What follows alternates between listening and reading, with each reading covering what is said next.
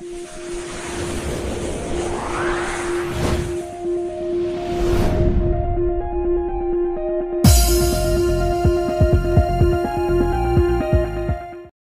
Morning बच्चों, जैसा कि आज का टॉपिक रहेगा magnetic field of electric current. ठीक है, these are the new topic for you. वैद्युत धारा का चुंबकीय प्रभाव, ठीक है ना, यानी electric effect of magnetic field, जो भी चैप्टर का नाम है।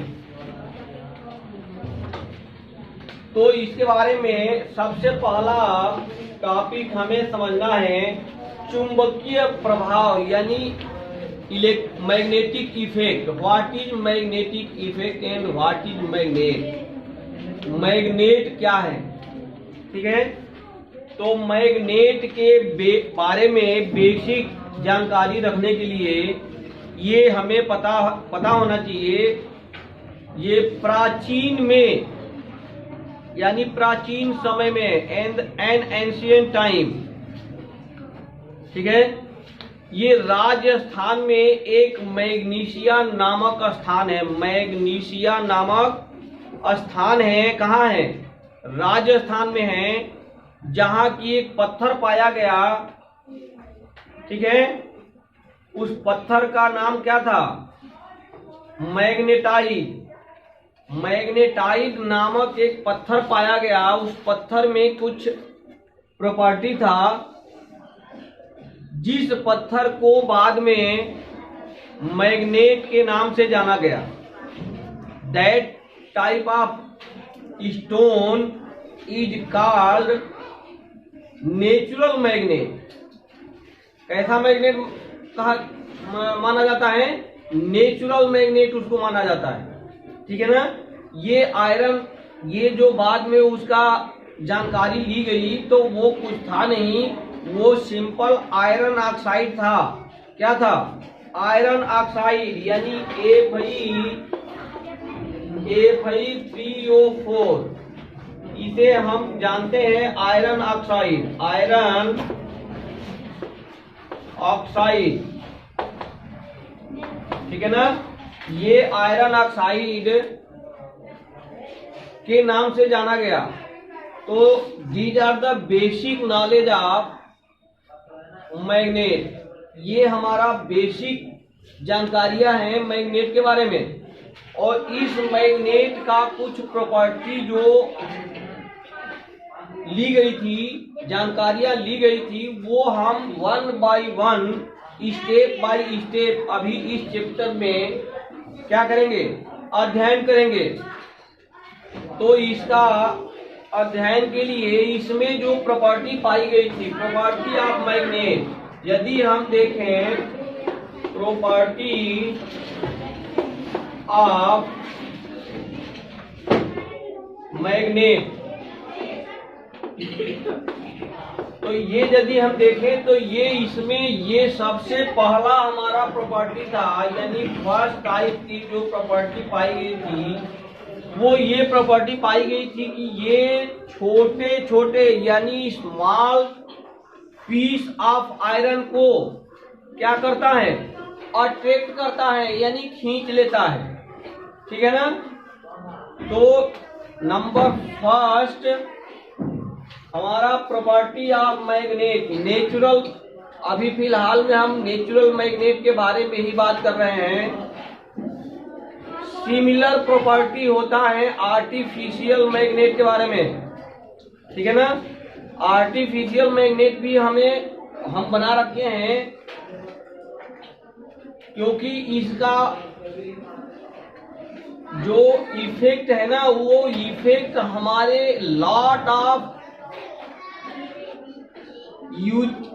क्या यूजेज को, प्रयोगों को संपन्न करता है, ठीक है ना। लाइक यदि हम अभी इसको माइक्रो बेसिस पर देखें इसके प्रॉपर्टी को, तो इसके प्रॉपर्टी के कारण ही हम ये जो हमारे घरों में जो बिजली आती है, जो हम सुनते हैं, जानते हैं, जानकारी ये करते हैं। अभी टॉपिक बाय टॉपिक हमने बोला, इस चैप्टर में पढ़ेंगे ये इलेक्ट्रिसिटी भी बनाता है, ठीक है ना। इसका इफेक्ट ही इलेक्ट्रिसिटी के फॉर्म में हमें फाइंड आउट होता है, प्राप्त होता है, वो भी हम पढ़ेंगे। वो उसका फार्मूला यदि हम अभी फिलहाल में दिखा दें तो ये होता है इंड्यूस्ड ईएमएफ यानी electromotive force is equal to N D phi by D T is negative, ठीक है। ये इतना, ये आगे लिख देंगे वोल्ट, ये वोल्ट हो गया। तो ये भी हम देखेंगे, इसका डिटेल देखेंगे in the principle of generator. जब हम जनरेटर पढ़ेंगे तो ये हम फार्मूला वहां डिटेल देखेंगे कि ये D phi by D T N क्या है, what is the detail of the formula, ठीक है ना। तो ये हम पढ़ेंगे। अभी हम फिलहाल में चल रहे हैं प्रॉपर्टी ऑफ मैग्नेट।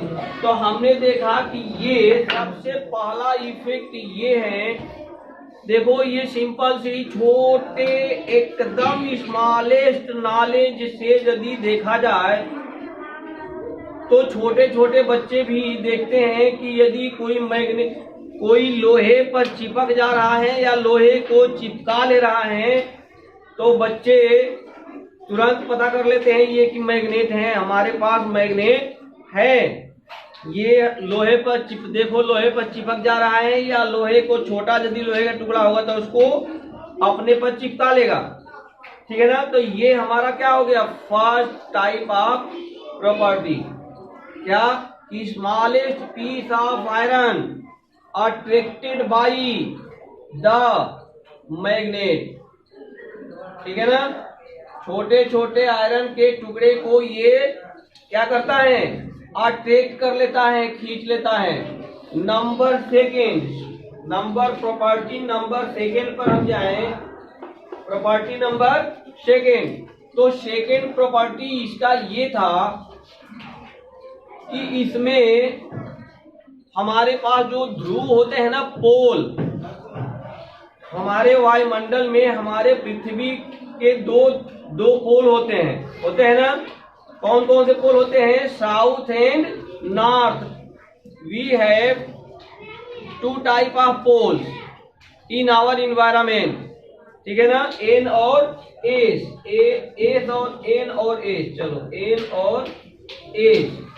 तो ये इसको स्वतंत्र रूप से यदि लटका दिया जाए तो ये ध्रुव के डायरेक्शन में रुक जाता है, यानी इसको डायरेक्शन का कंप्लीटली ज्ञान होता है। ये जो हमारे मैग्नेट होते हैं वो हमेशा एन टू एस या एस टू एन डायरेक्शन में ही क्या होते हैं, स्वतंत्र रूप से लटकाने पर रुक जाते हैं। यानी इन दोनों दिशाओं को डिफाइन करने का प्रॉपर्टी होता है, उत्तरी और दक्षिणी पोल की दिशाओं को क्या करने में, सही ढंग से जानकारी हासिल कराने में इसे महारत हासिल है। यदि सपोज करें कि हम ऐसे जगह कहीं चले जाएं जहां की हमें डायरेक्शन का नॉलेज नहीं है, ठीक है ना, और मेरे पास यदि मैग्नेट है उसको एक धागे से बांधकर हम यदि लटका दें तो वो हमें बता देगा कि नॉर्थ पोल कौन सा है और साउथ पोल कौन सा है। यानी दो डायरेक्शन तो बता दिया, नॉर्थ और साउथ, और दो डायरेक्शन बता दिया तो बाकी दो डायरेक्शन हमें अपने आप पता चल जाता है ना। तो these are the second property of magnet. तो ये हमारा ये दो प्रॉपर्टी मोस्ट इम्पॉर्टेंट प्रॉपर्टी होती है किसका, मैग्नेट का, चुंबक का, ठीक है। तो ये इसका ये जो प्रॉपर्टी है, इसके बाद और भी प्रॉपर्टी हो सकती है ना, हो सकती है। नंबर थर्ड प्रॉपर्टी है इंटेंसिटी। ये इंटेंसिटी में भी हम इंटेंसिटी को भी हम देखेंगे प्रॉपर्टी के रूप में। तो नंबर थर्ड जो हमारी प्रॉपर्टी है मैग्नेट का, वो हमने क्या क्या बोला, चुंबकीय बल क्षेत्र यानी magnetic field intensity. Magnetic field intensity, magnetic field intensity.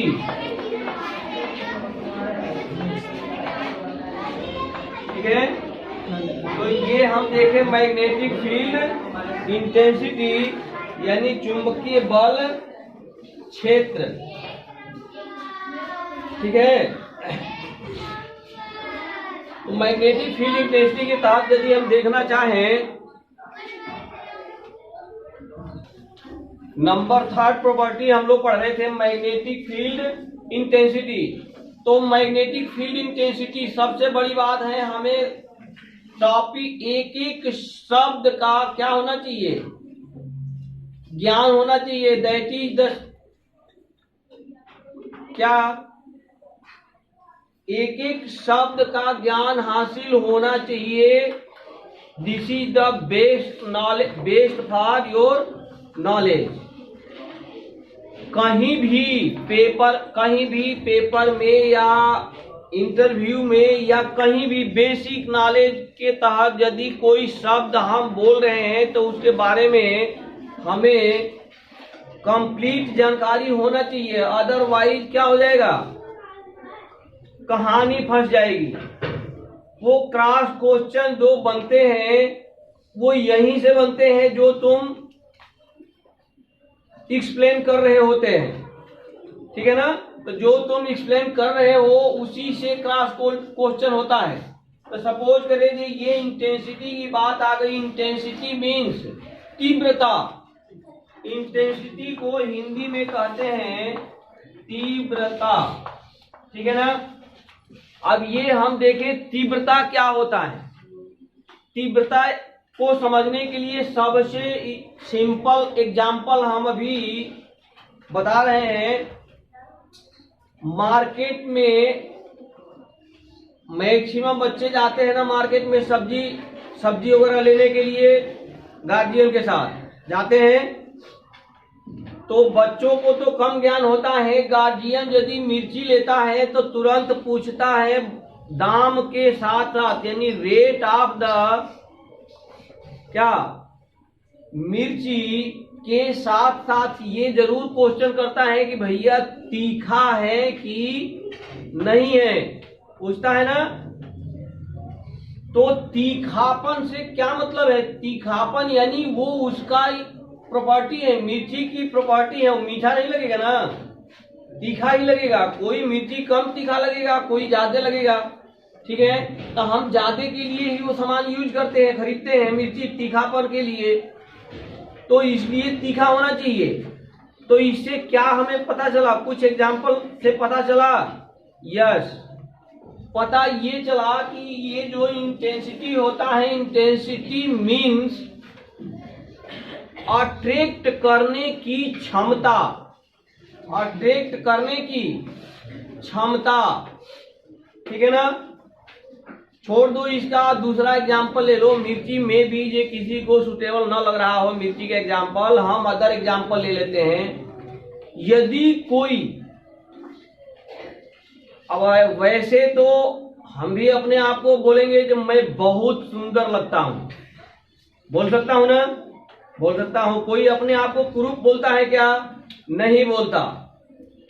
तो सुंदरता, लेकिन सुंदरता का सही प्रमाण कैसे पता चलेगा, जो वो व्यक्ति यानी that person is real beautiful या रियल गुड ब्यूटीफुल या नाइस ना, कैसे पता चलेगा, जब मैक्सिमम लोग वो उस आदमी को देखकर प्रभावित हों, अब बोल पड़े यदि रियल में ये आदमी बहुत सुंदर लग रहा है या ये बालक रियल में बहुत सुंदर है, ठीक है ना, इसके मतलब जो वो उसका उसकी सुंदरता का इफेक्ट उस आदमी तक, उस प्रशंसक तक जा रहा है, ठीक है ना। इसी को इंटेंसिटी कहते हैं, दैट इज कॉल्ड इंटेंसिटी, ठीक है। तो चुंबक के केस में अब ये सुंदर नहीं होगा ना, ये किस कलर का होता है, काला। तो काला को तो कोई पसंद करता नहीं है, करता है क्या, नहीं करता है ना, नहीं। लेकिन इसके कालापन इफेक्ट नहीं डालता। इसका जो मेन प्रॉपर्टी है attraction of iron, that is the main effect, ठीक है ना।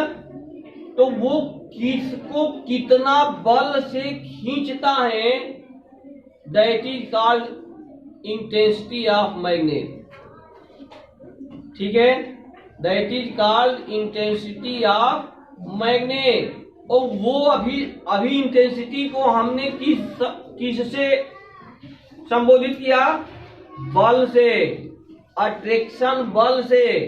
And that force, that intensity of magnet, यानी वह बल F, यदि उस बल को हम F से डिनोट कर दें तो ये बल बराबर हो जाता है I B L sin theta, and that force will be equal to I B L sin theta. ये हमारा I B L sin theta है। इस फार्मूले का भी अभी जिक्र डिटेल में आगे इस चैप्टर में हम करेंगे। अभी हमने इंटेंसिटी की बात को समझने के लिए ये फार्मूला हमने लिखा, ठीक है ना। यानी ये हमारी इंटेंसिटी को बताता है F, कि हमारा मैग्नेट कितना ताकतवर है, ठीक है। नेक्स्ट यदि हम देखें तो एक कहानी इसकी प्रॉपर्टी में और है, नंबर 4। प्रॉपर्टी नंबर हम यदि 4 देखें, क्या देखें, प्रॉपर्टी नंबर 4। हमने अभी 3 प्रॉपर्टी पढ़ा। नंबर फर्स्ट प्रॉपर्टी क्या था कि ये स्मॉलेस्ट पीस ऑफ आयरन को अट्रैक्ट करता है। नंबर सेकेंड हमारी प्रॉपर्टी थी कि ये साउथ और नॉर्थ डायरेक्शन को क्या करता है, डिफाइन करता है, ठीक है। क्योंकि हमारे जो मैग्नेट होते हैं उस पर वो जो डिफाइन करता है ना, साउथ और नॉर्थ पोल को जो डिफाइन करता है, उस डिफाइन के तहत ही हम अपने मैग्नेट के जो 2 सिरे होते हैं, यानी जो 2 पोल होते हैं, उसको हम N और S लिख भी देते हैं। यानी इस जो हमारे पोल हैं, उत्तरी और दक्षिणी ध्रुव हैं, वो ध्रुव ये उसी दोनों ध्रुव के डायरेक्शन में टिकता है, यानी स्थिर होता है। और इस तरह से इसको हम लिख भी देते हैं N और S, ठीक। जो N के तरफ रुकता है S के तरफ जाकर रुकता है, और दूसरा हमारा S के तरफ जाकर रुक जाता है। तो इस तरह से हम अपने मैग्नेट का भी पोल डिसाइड कर लेते हैं कि ये हमारा N पोल है और दूसरा हमारा S पोल है। नंबर थर्ड प्रॉपर्टी, तीसरी प्रॉपर्टी इसका ये है कि इसकी चुंबकीय बल रेखाएं हम खींचते हैं। क्या हम देखते हैं, चुंबकीय बल रेखा, यानी मैग्नेटिक फील्ड लाइंस। देखो हर चीज की नया एक और नया टॉपिक आ गया, मैग्नेटिक फील्ड लाइंस, ठीक है।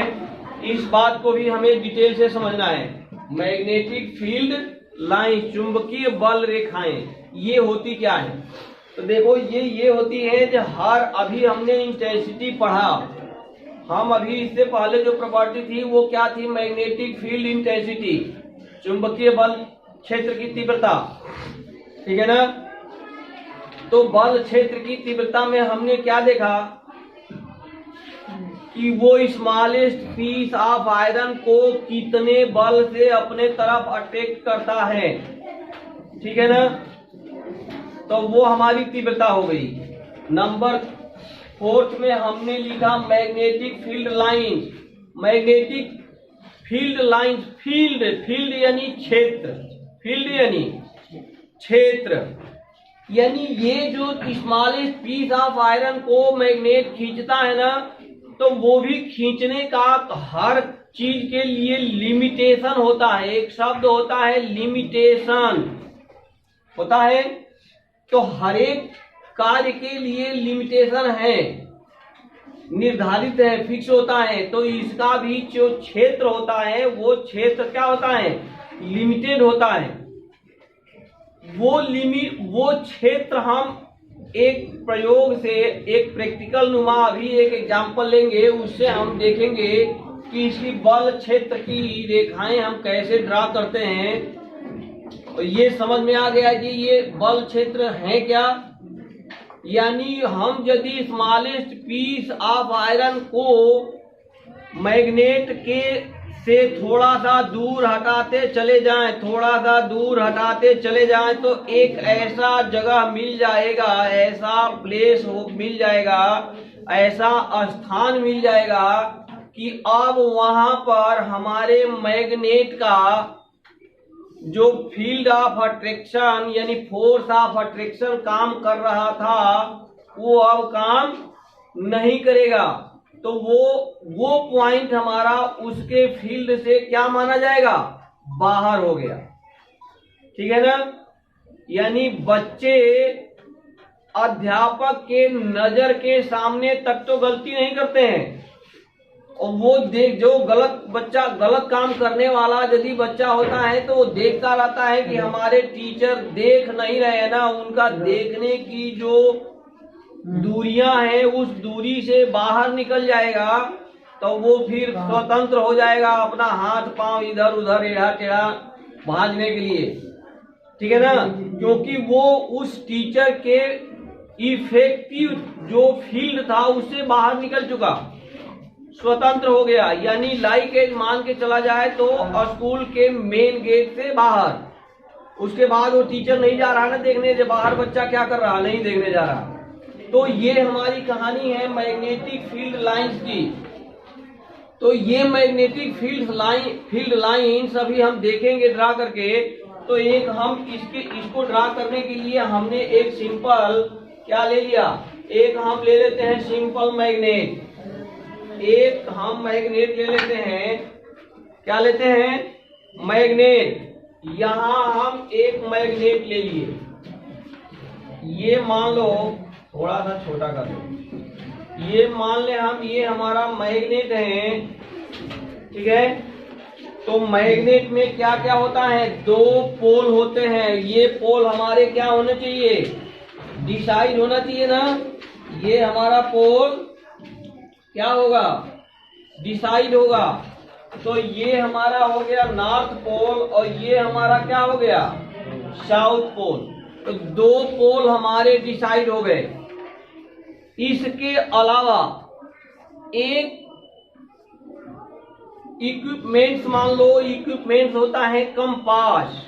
क्या होता है, कंपास, जो कि डायरेक्शन को, वो भी मैग्नेट ही होता है। जो कंपास होता है, जो सेकेंड टाइप ऑफ अभी हम बताए वो कंपास ही है, लेकिन वो एक लीवर से अटैच होता है और एक ग्लास की छोटी सी डब्बी होती है, उसमें फिक्स करके रखा गया होता है और लीवर लगा रहता है नीचे। जैसे लाइक एज घड़ी की सुई, जो घड़ी की नीडल्स होती है वो एक धुरी पर रोक कर रखा जाता है ना, और नीचे से जो धुरी है वो अंदर उसमें टार्क देने के लिए यानी घुमाने के लिए टाइमर सेट है। उस टाइमर के अनुसार जो मैकेनिकल टाइप की होगी तो उसमें स्प्रिंग को हम, वो जो चाबी भरते थे पहले तो स्प्रिंग भर देते थे, वो स्प्रिंग टार्क प्रोड्यूस करेगा। अदरवाइज जो इलेक्ट्रॉनिक्स घड़ी हम देख रहे हैं इसमें टार्क प्रोड्यूस करने के लिए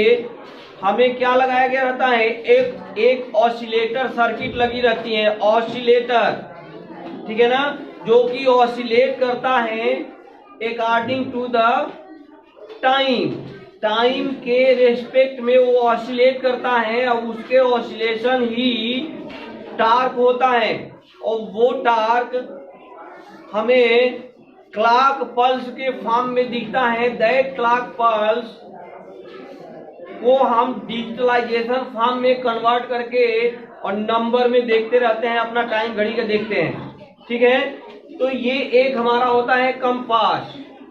कंपास यानी ये इस टाइप की एक डब्बी होती है, ये इस टाइप की एक डब्बी होती है जिसमें ये ऐसे, ये देखो ये ऐसे लगा रहता है, ये ऐसे लीवर पर सेट रहता है, ये हमारा कंपास है, ठीक है। इस कंपास का मतलब ये है क्या कि ये यदि हम कंपास को रख देना स्वतंत्र रूप से, हम कंपास को हॉरिजॉन्टली रख दें तो ये इसका नीडल भी एन और एस ही दर्शाता है, एन और एस, ये एन और एस हमारा नीडल दर्शाता रहेगा, इंडिकेट करता रहेगा, ठीक है ना। तो इस नीडल की with the help of this needle यानी इस कंपास की सहायता से हम क्या करते हैं, इसका चुंबकीय बल रेखा ड्रा करेंगे। और इसका चुंबकीय बल रेखा जब हम ड्रा करेंगे तो इससे हमें एक दो इंफॉर्मेशन मिलेगा, मोस्ट इम्पॉर्टेंट इंफॉर्मेशन मिलेगा। ये जो अट्रैक्ट करने की जो मैक्सिमम क्षमता होती है, यानी क्या पावर होती है अट्रैक्ट करने की, तो वो मैग्नेट के किस पोर्शन पर सबसे ज्यादा होती है और किस पोर्शन पर कम होती है और कौन सा क्षेत्र नल पॉइंट कहलाता है। तो ये 3 पॉइंट हम यहाँ से डिसाइड कर सकते हैं, ठीक है। तो यहाँ से यदि हम इस नीडल को अच्छे, ये चुंबकीय बल रेखा खींचने से पहले, ड्रा करने से पहले, जो अभी तक हम प्रॉपर्टी नंबर ये 4th देख रहे थे, एक प्रॉपर्टी और है नेक्स्ट प्रॉपर्टी नंबर 5, 5th। इस 5th को हम पहले एक्सप्लेन कर लें ताकि उसका एप्लीकेशन इसमें पड़ेगा। अदरवाइज ये होगा कि ये प्रॉपर्टी तो अभी बताया नहीं गया, ये कैसे चल रहा है, ऐसा नहीं है। देखो ये जो हमारा एन और एस पोल होता है ना मैग्नेट में, जो डिफाइन किया गया है according to the property of magnet, ये निश्चित है, फिक्स है, ठीक है। इसकी एक हमारी खूबिया ये है क्या कि हमेशा अपोजिट पोल अट्रैक्ट होते हैं, नहीं, हाँ, अपोजिट पोल हमेशा क्या होते हैं, अट्रैक्ट होते हैं। सिमिलर पोल कभी भी अट्रैक्ट नहीं होते। सिमिलर पोल यदि ले जाके हम टच करना चाहें तो वो रिपेल करेगा, यानी धक्का दे देगा एक दूसरे को, वो चिपकेगा नहीं। यदि हमारे पास 2 मैग्नेट हो ना, सपोज करो कि ये एक मैग्नेट है, एक मैग्नेट यहाँ हम और यहाँ लगा दें, यहाँ एक मैग्नेट हम और लिख दें और इसको हम लिख दें एस और एन, तो इन दोनों मैग्नेट के बीच रिपल्सन का फोर्स काम करेगा, अट्रैक्शन फोर्स काम नहीं करेगा, क्योंकि ये दोनों एस और क्या है, एस हैं। ये एक दूसरे को ऐसे धक्का देगा, ये इस डायरेक्शन में इसको धक्का ऐसे देगा, यानी ये एक दूसरे को धक्का दे देगा, अट्रैक्ट नहीं करेगा।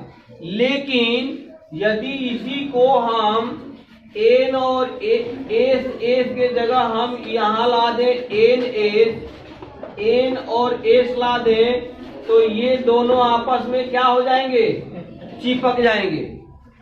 दोनों मैग्नेट आपस में ड्यू टू अट्रैक्शन फोर्स ये आपस में चिपक जाएंगे। ठीक है, तो ये मेरा था प्रॉपर्टी नंबर 5। हम प्रॉपर्टी नंबर 4 के बारे में अभी देख रहे हैं। तो ये हमने एक कंपास ले लिया। यहाँ से इस कंपास से हम यहाँ कंपास ला के रखेंगे। कंपास को पहले यहाँ लाएंगे तो ये यहाँ इस डायरेक्शन में ये हमारा बनेगा, ये डायरेक्शन में बना। ठीक है, फिर यहाँ एक पॉइंट लगा लेते हैं। दूसरे जो कंपास का सेकेंड हमारा टर्मिनल होता है वहां हम क्या करेंगे, एक पॉइंट लगा लेंगे, निशान लगा लेंगे। अगेन इस कंपास को यहाँ से उठाएंगे और इसके जो फर्स्ट हमारा टर्मिनल था यानी ए था, ये हमारा क्या था, एन था। इस ए को फिर इस पॉइंट पर लेके आएंगे। इसको फिर हम यहाँ यदि लाएं तो ये ऐसे बनता हुआ नजर आएगा, ऐसे बनता हुआ नजर आएगा। ठीक है, देखो ये यहाँ से क्या हो गया, राउंड अप होने लगा, घूमने लगा। और ये इस तरह से राउंड अप होते हुए ये कहाँ जाएगा, ये ऐसे ड्रा करोगे तो ये घूमते घूमते आ जाएगा एस के तरफ। यानी एन से ये घूमते हुए कहाँ पहुंच गया, एन से घूमते हुए एस की तरफ पहुंच गया या एस से एन की तरफ पहुंच गया।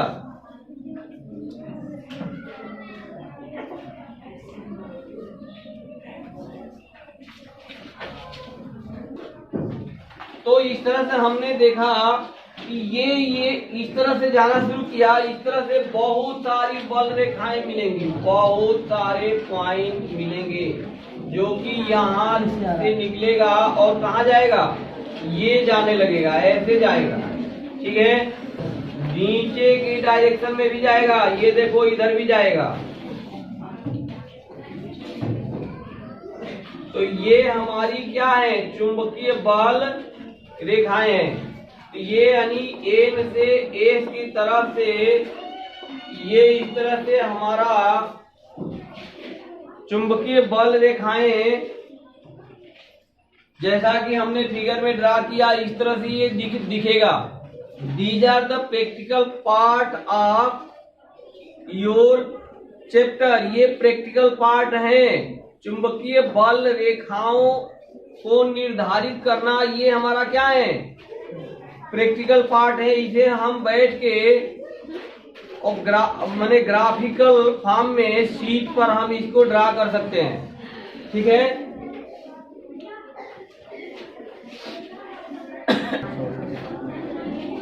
तो ये इस तरह से हमने देखा कि बहुत सारी चुंबकीय बल रेखाएं इस तरह से दोनों साइड में हमें जाती हुई नजर आई। इसके बाहर से यदि हम देखेंगे ना, बाहर से, तो बाहर इस टाइप से हमें मिलेगा। बाहर यदि बाहर हम यदि ड्रा करना चाहें, ठीक है, तो इस टाइप से दोनों सिरे पर हमें इस टाइप से दोनों सिरे पर मिलेगा, इस टाइप से दोनों सिरे पर मिलेगा। तो इस तरह से हमने क्या देखा, ये क्षेत्र चुंबक के दोनों किनारों पर ये और ये जो दो क्षेत्र हैं ये हमारे नल फील्ड होते हैं, ये नल क्षेत्र हैं। यानी यहाँ हमारा अट्रैक्शन बल नहीं लगेगा। इस पोर्शन और इस पोर्शन पर हमारे चुंबकीय क्षेत्र इस चुंबक का जो फील्ड है वो इफेक्टिव नहीं होगा। That areas is called null field, वो नल क्षेत्र है।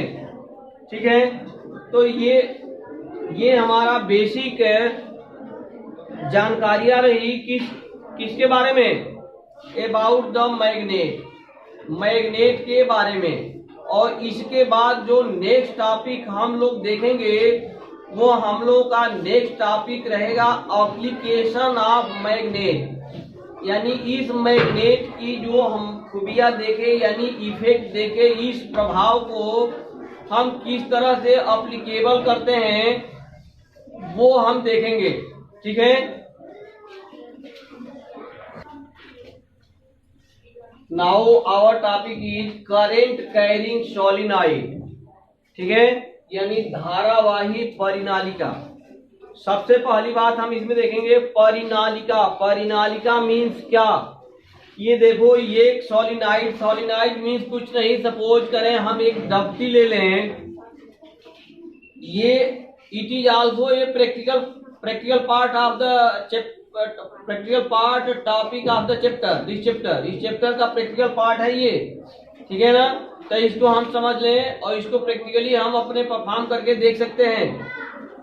ये एक खोखला सा बेलन है, ठीक है ना, खोखला बेलन यानी होलो सिलेंडर। ठीक है ना, किस चीज का?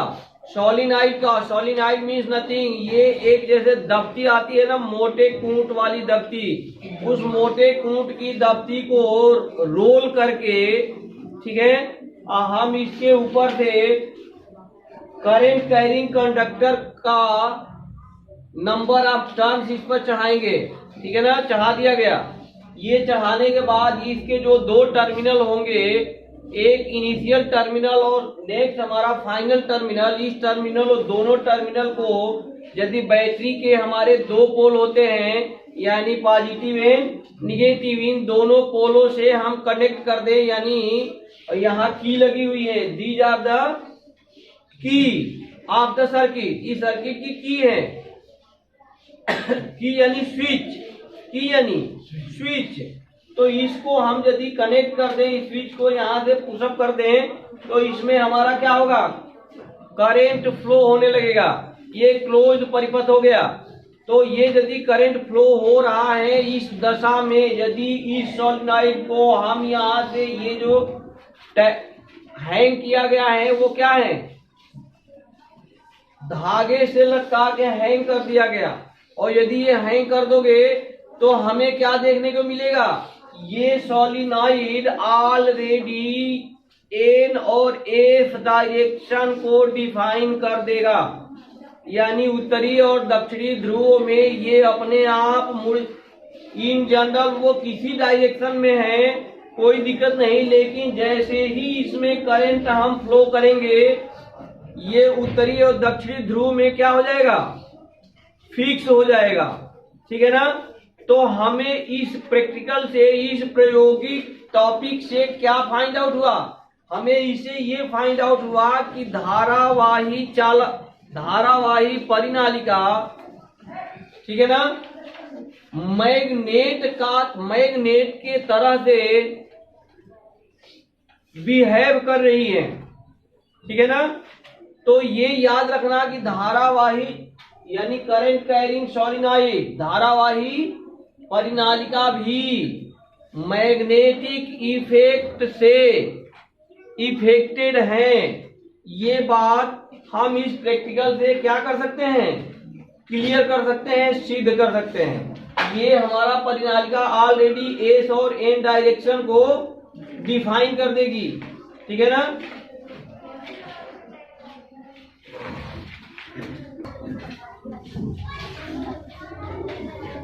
तो ये हमारा अभी जो टॉपिक था वो करंट कैरिंग सोलिनॉइड हम देख रहे थे, जो कि ये फिगर दर्शा रहा है। ठीक है ना, ये फिगर दर्शा रहा है, इसके बारे में अभी हमने जो बताया इससे कुछ ज्यादा ही पॉइंट आउट होते हैं। उस पॉइंट आउट को क्या करना है? माइंड में रखना है। ये एस और एन की तरफ जो दिख रहा है करंट कैरिंग कंडक्टर, अब ये हमने देख लिया एस एन की तरफ जो वो हो रहा है, इसका वन इफेक्ट हमने देख लिया है अकॉर्डिंग टू द प्रैक्टिकल।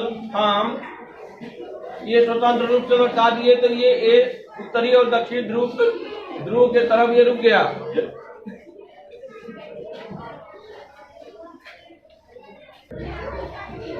तो जैसा कि हमने सोलिनॉइड का इफेक्ट यानी प्रभाव हमने देखा, ये सोलिनॉइड बिहेव करता है एज ए मैग्नेट, ठीक है ना।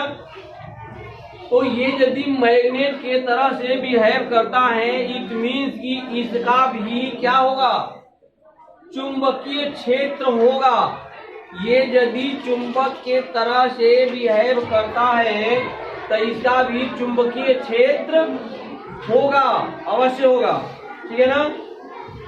और चुंबकीय क्षेत्र यदि होगा तो ये बल भी लगेगा, चुंबकीय बल भी लगाएगा ना। चुंबकीय बल होता है ना intensity, field intensity of magnet. जैसा कि अभी हम लोगों ने मैग्नेटिक फील्ड इंटेंसिटी अभी हमने डिस्कस कर चुका है। तो ये एक फील्ड क्रिएट कर लेगा, जनरेट कर लेगा, ठीक है। और वो फील्ड हम देख रहे हैं सेकेंड फिगर में, in the figure number second जो हम देख रहे हैं। तो यहाँ एक करंट कैरिंग कंडक्टर रखा गया है। देखो ये हमने एक करंट कैरिंग कंडक्टर रख लिया, जिस करंट कैरिंग कंडक्टर में इस battery with the help of this battery हमने इसमें सप्लाई चालू कर दिया, ठीक है ना। करंट फ्लो कर दिया, करंट फ्लो किया, उसके बाद यहाँ एक कार्डबोर्ड लगा हुआ है। कार्डबोर्ड यानी वही दफ्ती जो हम लोग कहते हैं, पेपर लगा के, और उस पर हम इसका फील्ड हम ड्रा करना चाहे हैं। फील्ड देखे हैं कि फील्ड का डायरेक्शन क्या मिला। तो ये देखे, ये हमारा फील्ड का डायरेक्शन दिखा रहा है। ये जो राउंड राउंड के शेप में फील्ड दिख रहा है, यानी करंट कैरिंग कंडक्टर यदि हम इस चाक को मान लें तो इसके चारों तरफ सर्कुलर राउंड में हमें फील्ड मिलता हुआ नजर आ रहा है in the figure number second, ठीक है ना। तो इस तरह से इट मीन्स ये फील्ड जनरेट कर लेता है, फील्ड जनरेट कर लेता है, ठीक है ना। और ये फील्ड, इस फील्ड का डायरेक्शन यदि हमको चेंज करना है, क्या करना है, फील्ड का direction, if I want to change the direction of field, यदि हम बदलना चाहते हैं तो हम क्या कर सकते हैं, इस करंट कैरिंग कंडक्टर का जो करंट फ्लो है इसका डायरेक्शन हम चेंज कर देंगे। अभी इसका डायरेक्शन क्या है, वामावर्त में है, यानी एंटी क्लॉकवाइज ये घूम रहा है। ये जो हमारा फील्ड मिला, ये यदि हमारा current below to above direction में दिख रहा है तो direction of field due to the current carrying conductor is in anti clockwise, ये हमें मिला। लेकिन यदि हमें क्लॉकवाइज डायरेक्शन में फील्ड देखना हो तो हम क्या कर सकते हैं, इस करंट कैरिंग कंडक्टर का करंट का डायरेक्शन क्या कर दें, चेंज कर दें। तो इसका डायरेक्शन यदि हम यहाँ से चेंज कर दें तो डायरेक्शन चेंज कैसे होगा, यदि हम बैटरी की पोलैरिटी को चेंज कर दें। तो हमने अब बैटरी की पोलैरिटी को क्या कर दिया, चेंज कर दिया। तो यहाँ से यदि बैटरी की पोलैरिटी चेंज कर दिया तो इसमें अब करंट जो बिलो टू एबव जा रहा था वो हमारा क्या हो जाएगा, ये डायरेक्शन हो गया। और यदि ये डायरेक्शन होगा तो यहाँ जो डायरेक्शन हमारा वामावर्त यानी एंटी क्लॉकवाइज दिख रहा था, ये अब डायरेक्शन क्या मिलेगा, साफ अपोजिट हो जाएगा, यानी क्लॉकवाइज मिलने वाला है। तो ये हमारा क्लॉकवाइज डायरेक्शन क्या हो जाएगा, मिल जाएगा। तो क्लॉकवाइज यानी अब ये इस डायरेक्शन में मिलेगा, ये मिल गया, इस डायरेक्शन में मिल गया। ये देखो हमारा फील्ड का डायरेक्शन क्या हो गया, चेंज हो गया। यानी if we change the current if we change the direction of current in the current carrying conductor then the magnetic field direction will be क्या होगा, आल्सो चेंज, ठीक है। इसका एग्जाम्पल हम लोग समझ नहीं पाते हैं, लेकिन यदि फैन में जो थोड़ा बहुत इंटरेस्टेड पर्सन है, फैन का कनेक्शन करने आता है या नहीं करने आता है, ठीक है ना, तो उस केस में भी यदि जो फैन में हम गलत डायरेक्शन में 3 वायर होते हैं। हमारे फैन के जो वाइंडिंग होती है उसमें 3 वायर निकले होते हैं ना। तो दो वायर के थ्रू हमारी जो सप्लाई जाती है फैन में वो क्या होती है, 2 होती हैं। अब फैन से जो निकले होते हैं वो 3 होते हैं। ठीक है ना। तो इस तरह से हम देख रहे हैं कि सपोज करो कि ये हमारा फैन का आउटपुट है, ये हमारा क्या है, फैन का आउटपुट है। ये क्या होता है, एक होता है ब्लैक, रेड, ऑरेंज या व्हाइट मान लो, ब्लैक, रेड एंड व्हाइट। ये 3 कलर में, ये 3 कलर कोई भी हो सकता है। ब्लैक की जगह येलो भी यूज कर लेते हैं लोग, व्हाइट की जगह ग्रीन यूज कर लेते हैं। ठीक है ना। यानी 3 कलर का वायर निकला होगा। हमारे जो सोर्स की जो पोलैरिटी है, सोर्स की पोलैरिटी, ठीक है, तो ये 2 ही पोलैरिटी होती है। अब बताओ 2 पोलैरिटी से हमें 3 में कनेक्शन करना होता है। ठीक है। अब ये कनेक्शन करने में हम देखते हैं कि एक कंडेंसर भी लगाते हैं। वो पर्पज हम बता देंगे कि कंडेंसर का पर्पज क्या होता है। वो कंडेंसर का पर्पज कुछ नहीं होता है, ये जो हमारा फील्ड होता है ना, वो फील्ड की इंटेंसिटी को 90 डिग्री रेज कर देता है, यानी 90 डिग्री और बढ़ा देता है। ठीक है ना। तो 90 डिग्री बढ़ा देगा तो बल्ब क्या होगा, ज्यादा लगेगा। ठीक है। और बल्ब क्यों ज्यादा लगेगा, ये भी जब हम मोटर का टॉपिक पढ़ेंगे तो वहां ये बात भी क्लियर हो जाएगा। फैन क्या है, fan is also a device of motor ही है। ये मोटर ही कहलाता है। फैन क्या है, मोटर है, जनरेटर नहीं है। ठीक है ना। तो ये मोटर है। मोटर मीन्स इलेक्ट्रिकल एनर्जी के थ्रू मैकेनिकल रोटेशनल एनर्जी के फॉर्म में यदि हम अपनी एनर्जी को रोटेशनल फॉर्म में कन्वर्ट करते हैं, दैट इज कॉल्ड मोटर। ठीक है ना। और जनरेटर क्या करता है, हम उसको रोटेट करा के, जनरेटर के केस में हम उसको रोटेशनल मोशन प्रोवाइड करते हैं, एंड हेंस वी फाउंड, हम प्राप्त करते हैं, क्या प्राप्त करते हैं, इलेक्ट्रिकल एनर्जी। और इस तरह से तो हमारा mechanical energy to electrical energy में कन्वर्ट करता है जनरेटर, और इलेक्ट्रिकल एनर्जी से मैकेनिकल एनर्जी में जो डिवाइस हमें यूज करता है कन्वर्टर के फॉर्म में, यानी कन्वर्ट करता है, दैट इज कॉल्ड मोटर।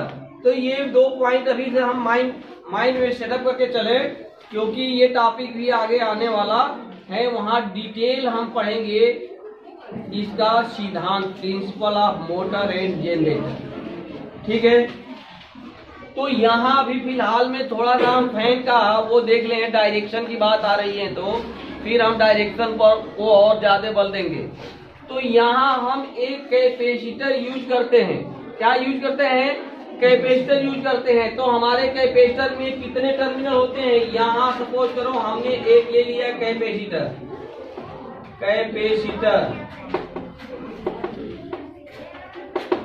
जिसे कंडेंसर भी बोलते हैं। ठीक है ना। तो ये कैपेसिटर या कंडेंसर जो हम यूज कर रहे हैं, इसकी भी 2 टर्मिनल ही होते हैं। जो लोग देखे हैं उन्हें अच्छी तरह से याद होगा। ठीक है। अब इसका कनेक्शन करने के लिए हम किसी एक को तो डायरेक्ट जोड़ देते हैं, जोड़ दिए, और सेकेंड जो इसका टर्मिनल है, उस सेकेंड टर्मिनल को सेकेंड से जोड़ते हैं, जोड़ दिए। और फिर इन दोनों को हम सप्लाई से जोड़ लेते हैं। इन दोनों को हम मेन सप्लाई से क्या करते हैं, जोड़ देते हैं। ठीक है ना। यानी एक टर्मिनल को हम कॉमन बना दिए कंडेंसर के थ्रू। ठीक है। तो इस तरह से ये हम फैन का कनेक्शन देखें। इस फैन के कनेक्शन में यदि डायरेक्शन चेंज हो गया, तो डायरेक्शन चेंज के मतलब ये हो सकता है कि ये इससे कॉमन नहीं बनाना है, मीड वाले से कॉमन बनाना है। तो ये मीड वाले से यदि कॉमन बनाना होगा तो ये हटा देंगे, ये हटा देंगे, ये हमारा जाएगा मीड पर और इसको हम ले जाएंगे इस पर और ये चला आएगा ये। तो ये इस तरह से हो गया। अभी हम दो टाइप देख लिए। ये भी पॉसिबिलिटी है कि ये इन दोनों से एक कॉमन ना हो रहा हो, फर्स्ट वाले से कॉमन हो रहा हो। ठीक है, इन तीनों केस में कोई एक केस सही डायरेक्शन देगा, यानी सही फील्ड जनरेट करेगा। डायरेक्शन ऑफ फील्ड सही होगा हमारे फैन के मूविंग डायरेक्शन के अकॉर्डिंग। अदरवाइज फैन क्या करेगा, उल्टा घूमना शुरू करेगा, उल्टा घूमना शुरू करेगा। यानी क्लॉकवाइज यदि हम घुमाना चाहते हैं तो वो एंटी क्लॉकवाइज घूमने लगेगा। तो वो जो हवा नीचे फ्लो करना चाहिए वो हवा नीचे से ऊपर फेंकेगा। ठीक है ना। तो इस केस में हम क्या करते हैं, यहाँ से कनेक्शन चेंज करते हैं। कनेक्शन चेंज करते हैं इट मीन्स नथिंग, हम अपने करंट कैरिंग कंडक्टर में जो करंट फ्लो हो रही है उसका डायरेक्शन हम चेंज कर रहे हैं। ठीक है ना। डायरेक्शन यदि चेंज कर देंगे तो ये हमारा अभी हमने देखा direction of current carrying conductor. तो ये करंट कैरिंग कंडक्टर का डायरेक्शन चेंज करेंगे तो जो हमारा फील्ड है उसका डायरेक्शन क्या हो जाता है, चेंज हो जाता है क्लॉकवाइज से एंटी क्लॉकवाइज, एंटी क्लॉकवाइज से क्लॉकवाइज। ठीक है। तो these are the application of क्या, magnetic effect of current carrying solenoid and direction of the current carrying conductor. ठीक है।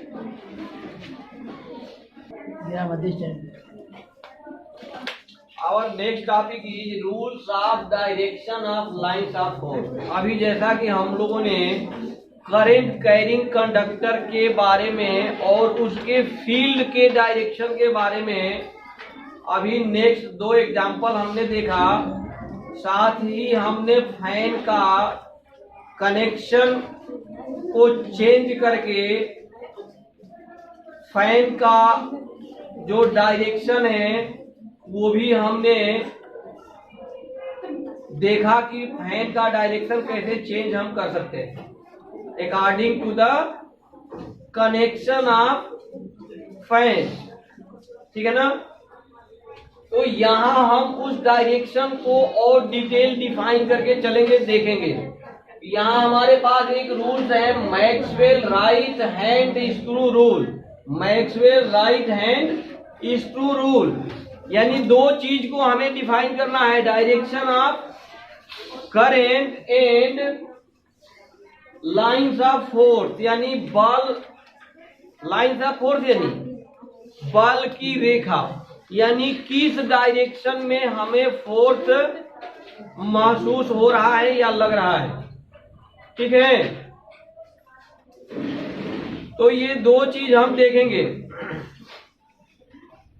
नंबर फर्स्ट दिया है Maxwell right hand screw rule. Right hand screw rule के मतलब, सपोज करें कि ये मेरा चाक क्या है, स्क्रू है, स्क्रू ड्राइवर, स्क्रू या स्क्रू ड्राइवर दोनों मान सकते हो, बात एक ही है। क्योंकि स्क्रू जैसे हम जिस डायरेक्शन में स्क्रू को घुमाएंगे उसी डायरेक्शन में screw driver with the help of screw driver हम स्क्रू को घुमाते हैं।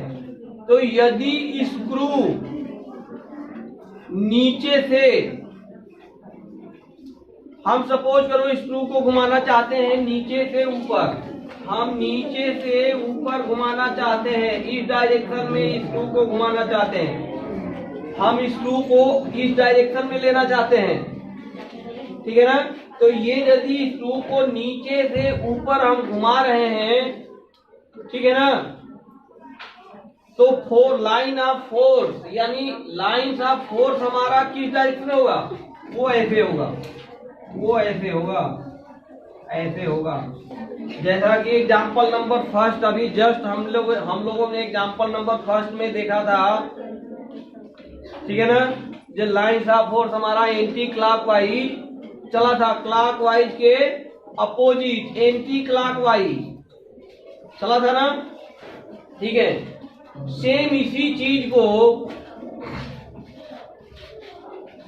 हम rules of right, the rules of right thumb के द्वारा भी हम देख सकते हैं।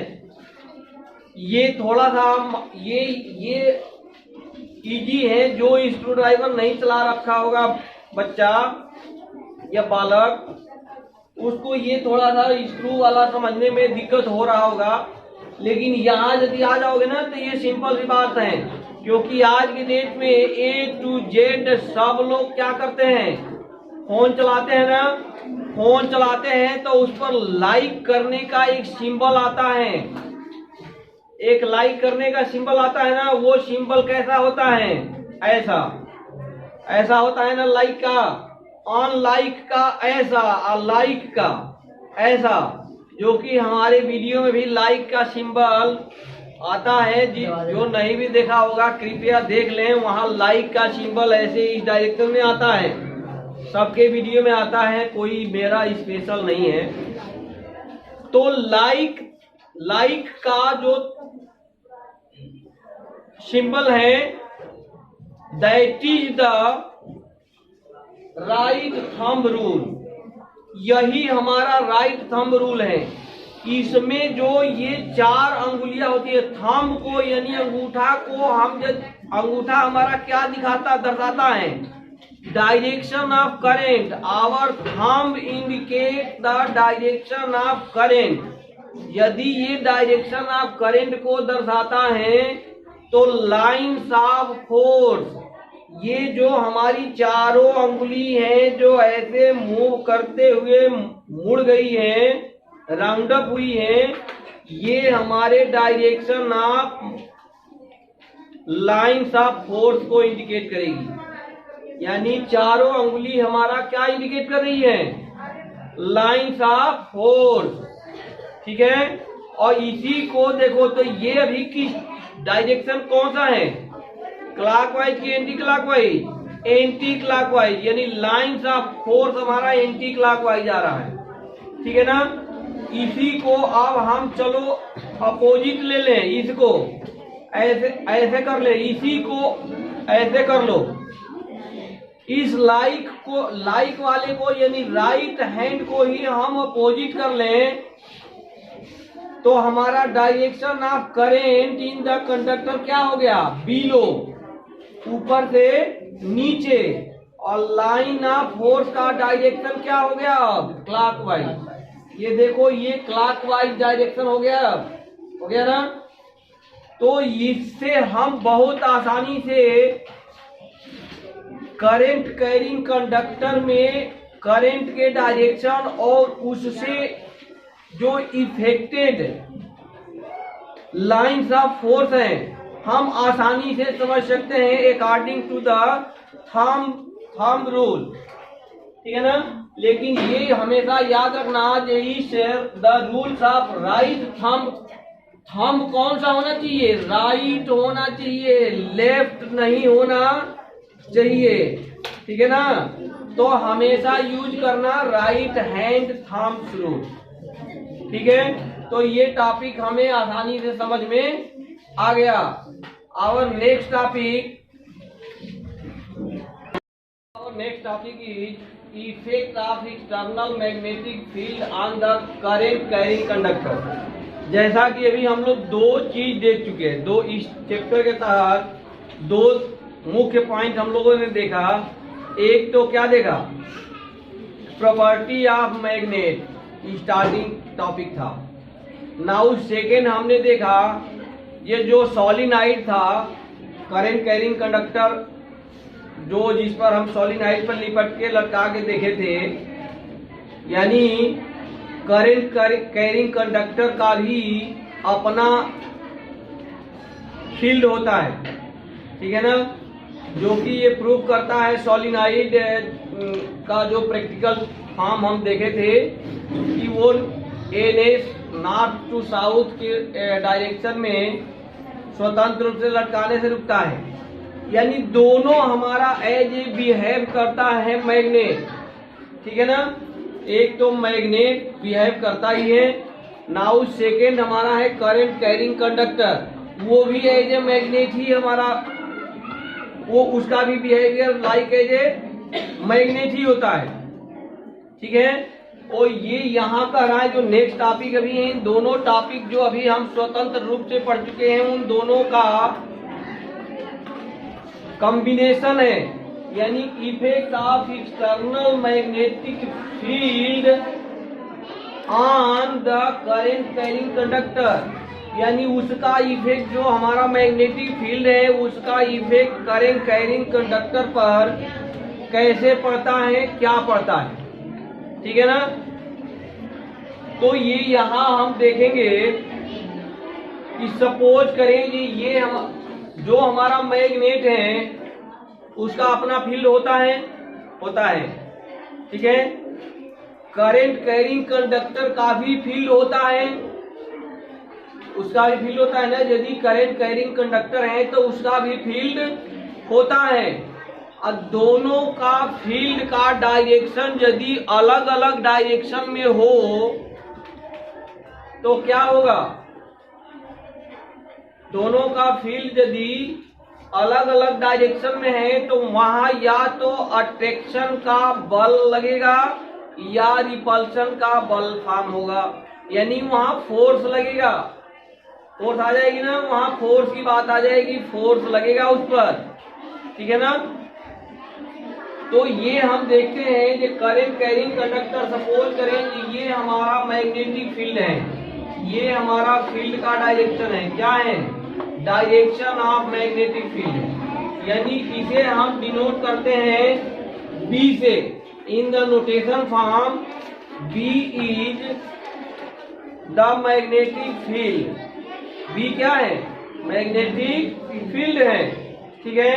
इसमें हमने एक करंट कैरिंग कंडक्टर, इस टाइप से हमने करंट कैरिंग कंडक्टर आई, जिसमें आई करंट फ्लो हो रहा है, हमने इस डायरेक्शन में लगा दिया, ठीक है। जो कि ये जो हमारा करंट कैरिंग कंडक्टर है, ठीक है, ये करंट कैरिंग कंडक्टर क्या कर रहा है, मैग्नेटिक फील्ड के डायरेक्शन में है क्या, नहीं है, नहीं है ना, ये अलग है। तो ये सपोज करें यहाँ थीटा डिग्री का एंगल पर है, यानी एक एंगल फॉर्म कर रहा है उस फील्ड से थीटा डिग्री का, ठीक है ना। तो इस पर यानी कंडक्टर पर, करंट कैरिंग कंडक्टर पर एक बल लगेगा, और वो बल क्यों लगेगा, क्योंकि इसका तो फील्ड है ही, इसका भी फील्ड होगा ना, इसका फील्ड अभी यदि हमारा करंट कैरिंग कंडक्टर में करंट एबव है, बिलो टू अप, तो ये इस पर जो डायरेक्शन होगा करंट कैरिंग कंडक्टर का वो कैसे होगा, वो इस डायरेक्शन में होगा ना, इस डायरेक्शन में होगा। दोनों का फील्ड का डायरेक्शन सेम है क्या, नहीं है। तो दोनों का फील्ड का यदि डायरेक्शन सेम नहीं है, यानी दो बंदे हैं, सपोज करो जो दो बालक हैं, दोनों का विचारधारा अलग है, एक चाहता है कुछ और करना, दूसरा चाहता है कुछ और करना। यदि दोनों का विचारधारा सेम हो जाए, ठीक, तो वो जो काम होगा, वो जो कार्य होगा वो बहुत जल्दी संपन्न हो जाएगा ना। और यदि क्योंकि इंटेंसिटी ऑफ वर्क बढ़ जाएगा, और यहाँ यदि दोनों का फील्ड अपोजिट डायरेक्शन में है ना, और एक्टिविटी के मतलब सपोज करो जी एक कहीं किसी का किताब या पेंसिल किसी एक बालक को छुपाना है, यानी चुराना चाहता है, सिंपल सी बात। दूसरा इस टाइप के विचारधारा वाला नहीं है तो वो उसको मना करेगा ना, नहीं ये किसी दूसरे को डिस्टर्ब करना गलत बात है, मना करेगा। लेकिन यदि वो मना करेगा, वो नहीं माना, तो उस कंडीशन में, वो बार बार मना करने के कंडीशन में भी नहीं मानने की दशा में क्या हो जाएगा, आपस में मुठभेड़ हो जाएगा, झगड़ा हो जाएगा, लेकिन वो चुराने नहीं देगा। ठीक। और दोनों का विचारधारा यदि मिल गया, सेम हो गया, तो वो कहेगा कि पेंसिल क्यों ले जा रहा है, किताब भी ले ले, किताब ही क्यों ले जा रहा है, पूरा बैग में उठा लेते हैं, वो तो है देख ही ना रहा। ऐसी बातें हैं ना। तो ये सेम विचारधारा वाला है, यानी एक यदि कहीं गलत एक्टिविटी में है, दूसरा सही डायरेक्शन में है, तो सही डायरेक्शन वाला गलत वाले को हमेशा मना करेगा। ठीक है। तो यहाँ भी वही कहानी है, दोनों का, इसका फील्ड का डायरेक्शन है एंटी क्लॉकवाइज, इसका फील्ड का डायरेक्शन है, सपोज करो ये हमारा नॉर्थ है और ये हमारा साउथ है, तो ये नॉर्थ टू साउथ है। तो ये हम देख रहे हैं कि सेम डायरेक्शन नहीं है दोनों के फील्ड का, तो यहाँ एक बल लगेगा किसके ऊपर, करंट कैरिंग कंडक्टर के ऊपर एक बल महसूस होगा, बल लगेगा। ठीक है। वो बल एफ, बल को किसी से डिनोट करते हैं, एफ से, वो हमारा बल हो जाएगा एफ, जो कि इन दोनों के डायरेक्शन से 90 डिग्री पर होगा। इन दोनों के डायरेक्शन से क्या होगा, 90 डिग्री पर होगा। तो ये यदि हमने एंगल बनाया है तो हमारा फोर्स यहाँ लग जाएगा, फोर्स का डायरेक्शन क्या हो गया, ये हो गया, ये हमारा फोर्स का डायरेक्शन हो गया। ठीक है ना। इस डायरेक्शन को समझने के लिए इन तीनों के बीच में हमारे पास तीन कारक हो गए, ऑब्जेक्ट हो गए। कौन कौन से, एक तो direction of field, number second current carrying conductor, और नंबर थर्ड हो गया force, applied force on the conductor. ठीक है ना। इन तीनों को का डायरेक्शन, क्योंकि हमें पता नहीं है, हमेशा ये सेम नहीं लगेगा ना, these are depend on the theta, यानी थीटा का मतलब जो वो कंडक्टर फील्ड के डायरेक्शन से किस दिशा में रखा हुआ है, प्लेस किया हुआ है, उस बात पर निर्भर करता है एफ की वैल्यू। ठीक है। इन तीनों में रिलेशन तो अभी हम आगे देखेंगे, लेकिन इन तीनों का डायरेक्शन क्लियरिफाई करने के लिए एक वैज्ञानिक थे Fleming's left hand rule, Fleming's left hand rule और right hand rule, Fleming's left और right, Fleming's left hand rule, right hand rule नहीं, फ्लेमिंग्स लेफ्ट हैंड रूल। तो ये हमारा क्या है, लेफ्ट हैंड है ना, लेफ्ट हैंड रूल्स वो बताए, वो इस टाइप से, यानी थंब के साथ वाली यानी तर्जनी, इंडेक्स फिंगर और मिडिल फिंगर, इन तीनों को परस्पर 90 डिग्री पर रखा गया, ऐसे रख लिए थे तीनों को। ठीक है। वो बताए कि यदि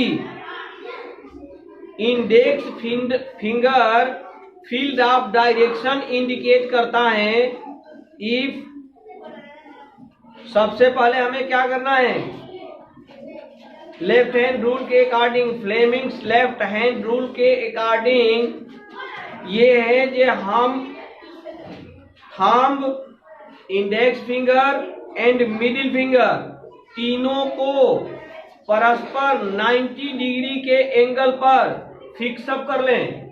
फिक्सअप कर लिए।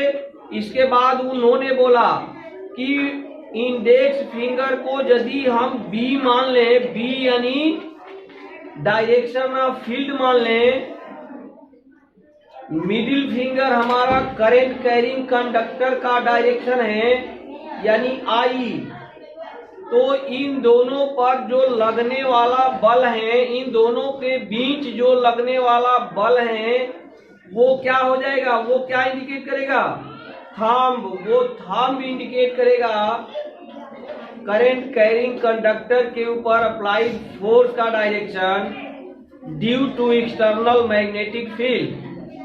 ठीक है, तो वो हमारा फील्ड का मैग्नेटिक फोर्स का डायरेक्शन इंडिकेट हो जाएगा। तो ठीक है,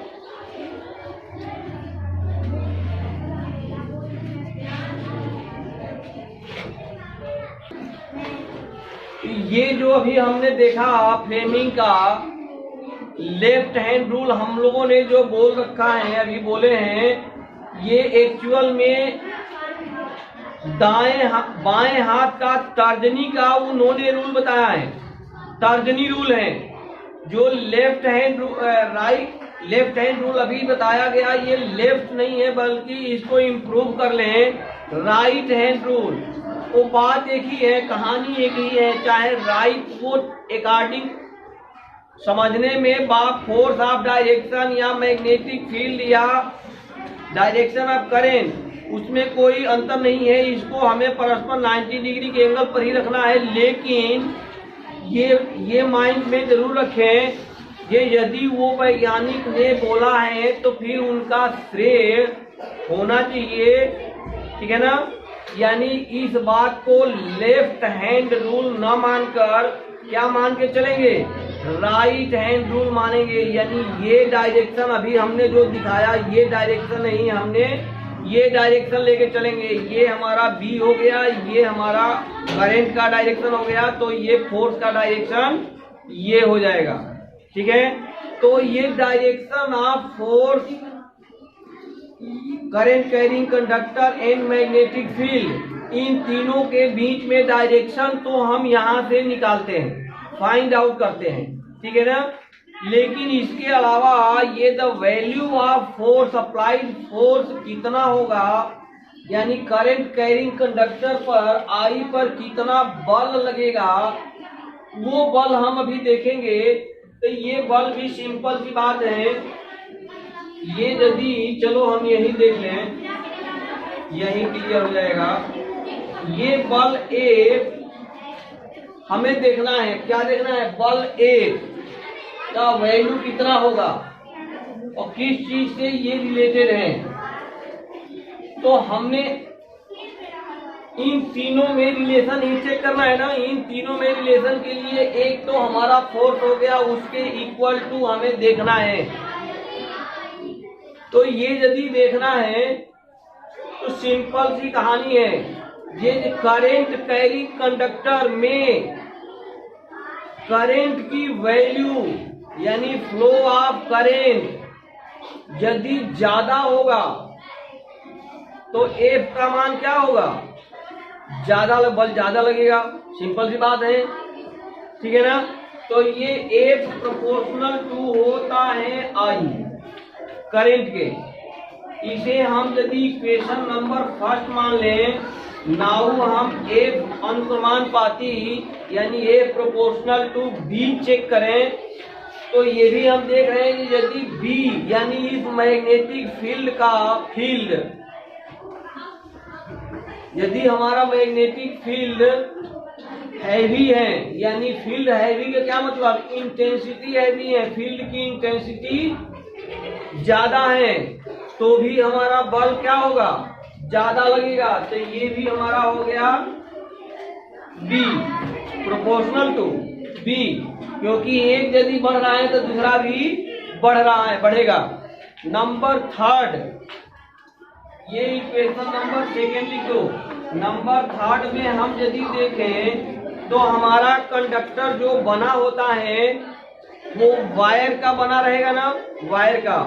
तो length of the wire, length of the wire यानी हमारा कितनी लंबाई का तार, कंडक्टर उस फील्ड के एरिया में है, कम यदि जा रहा है तो उस पर बल कम लगेगा, बहुत ज्यादा जा रहा है तो बहुत ज्यादा लगेगा।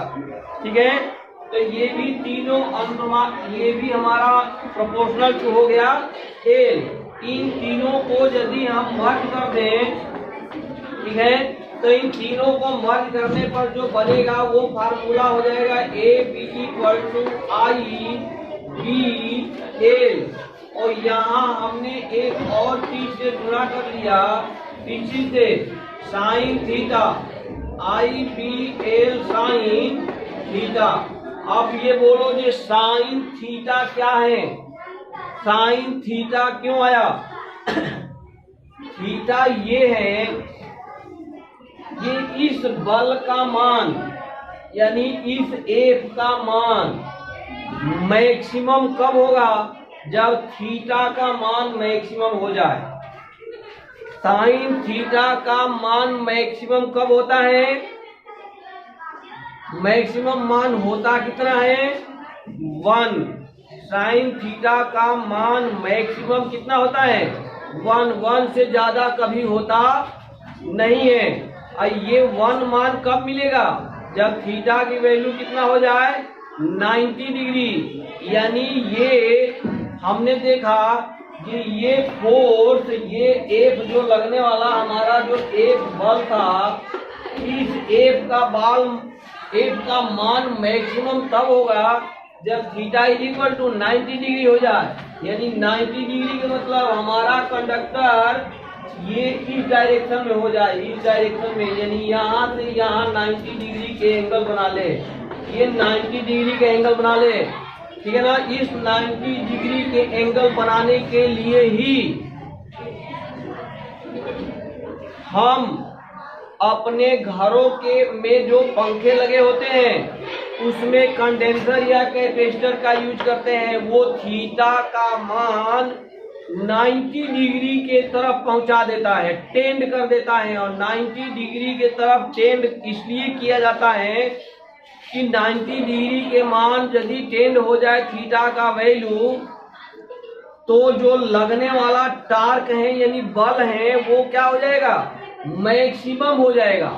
और स्टार्ट करने के लिए, पंखे को स्टार्ट करने के लिए हमें अत्यधिक बल की जरूरत होती है। ठीक है, इसलिए हम उसमें कंडेंसर लगाते हैं। यदि कंडेंसर किसी के पंखे में वीक हो जाता है तो हम सब उसका इफेक्ट जानते हैं। क्या होता है? पंखा का जो रोटेशन है यानी speed of the fan will be decreases, घट जाता है। ठीक है ना। और यदि नया कैपेसिटर हम उसको एक्सचेंज करके न्यू कैपेसिटर लगा देते हैं तो उसका स्पीड बढ़ जाता है। वो स्पीड बढ़ने का मतलब जो हमारा टार्क की वैल्यू बढ़ गया, और टार्क की वैल्यू बढ़ने का मतलब क्या? उसको जो घुमाने वाला इफेक्टिव बल है उसका मान ज्यादा हो गया। और इसीलिए थीटा की मान हम 90 करते हैं न्यू कंडेंसर चेंज करके।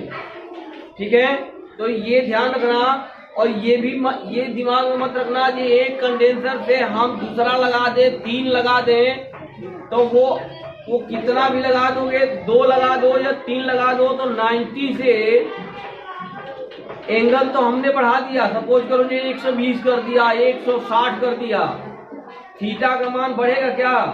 नहीं। उस कंडीशन में थीटा का मान हमारा और क्या होता जाएगा? कम हो जाएगा, क्योंकि maximum value of sine theta will be equal to 1 at 90 degree only. केवल 90 डिग्री पर ही होता है। ठीक है ना। तो ये इस तरह से ये हमारे पास एक फार्मूला मिला, A is equal to I B L sine theta. हमने इस साइन थीटा का भी वैल्यू बता दिया। ये कहानी अभी हम उसमें जनरेटर के केस में भी पढ़ेंगे। अभी फिलहाल में इस बल को और समझना होना डिटेल, तो और डिटेल हम समझ सकते हैं। जो सपोज करो जो पानी फ्लो ऑफ लिक्विड आ रहा है कहीं से, यानी जो बोरिंग होती है ना खेतों में, जो खेत इरिगेशन के उसमें काम आता है, जो बोरिंग लगाते हैं पानी फ्लो करने के लिए, सिंचाई करने के लिए, उसके सामने एकदम जस्ट पास में, यानी जहां से पाइप खत्म हो रहा है, पानी का फ्लो निकल रहा है, वहां इस उसके फ्लो के डायरेक्शन में, पानी के फ्लो के डायरेक्शन में ऐसे पैरेलल यदि हम अपनी तर्जनी को पहुंचा दें तो हमारे हाथ को धक्का मारेगा क्या? नहीं मारेगा। मारेगा, माइनर मारेगा, क्योंकि हाथ में जो थिकनेस है ना, ये हाथ की जो थिकनेस है, उस पर जो पानी आएगा ना, बस वही पानी धक्का मारेगा। वो हमें महसूस नहीं होता, या हम उसको रोकने के लिए सफिशिएंट होते हैं, हमारे अंदर उतनी पावर होती है। लेकिन इस हाथ को पैरेलल रखने, फ्लो ऑफ लिक्विड से पैरेलल के बजाय यदि हम इसको धीरे धीरे इस तरह से करते जाएं, और इस तरह से करने का मतलब क्या, परपेंडिकुलर कर दें, 90 डिग्री पे कर दें, तो ये हम कितना भी जोड़ लगा लें, यानी अपना बल, एक्सटर्नल बल यूज कर लें, मेरे हाथ को यहाँ रुकने देगा क्या? हाथ ऐसे करोगे तो मार देगा, धक्का मार देगा, तुरंत मार देगा। यानी इस कंडीशन में जो अप्लाइड फोर्स है वो क्या है, मैक्सिमम है, उसके डायरेक्शन को हम 100% अपोज कर रहे हैं। ठीक है। फिर हाथ को जैसे जैसे हम तिरछा करते जाएंगे, वैसे वैसे बल का मान क्या होता जाएगा, कम होता जाएगा। फिर पैरेलल कर दें, बिल्कुल कम हो जाएगा, न्यूनतम हो जाएगा, मिनिमम हो जाएगा। ठीक है। फिर यदि हम अब राउंड अप करते रहें, फिर अपोजिट इस डायरेक्शन में अपोजिट कर दें अगेन, फिर ये परपेंडिकुलर पर आते आते फोर्स का मान मैक्सिमम हो जाएगा। तो these are the application of ये एप्लीकेशन अभी हम देखेंगे in the case of motor and generator. ये मोस्ट इम्पॉर्टेंट टॉपिक है मोटर और जनरेटर समझने के लिए। अभी ये कहानी समझेंगे हम मोटर के केस में, जनरेटर के केस में भी related this type of principle ही चलेगा, थोड़ा सा इससे अलग होगा। ठीक है। नाउ अब इसमें हम देखें कि यूनिट ऑफ क्या, चुंबकीय क्षेत्र, यानी मैग्नेटिक फील्ड का जो हमारा चुंबकीय क्षेत्र का ये जो क्षेत्र का डायरेक्शन है, डायरेक्शन ऑफ मैग्नेटिक फील्ड, इसका यूनिट हम देखना चाहते हैं। ठीक है ना। तो यूनिट ऑफ मैग्नेटिक फील्ड हम यदि यहां से देखना चाहें तो in the case of maximum force sine theta will be equal to 1। तो ये आ जाएगा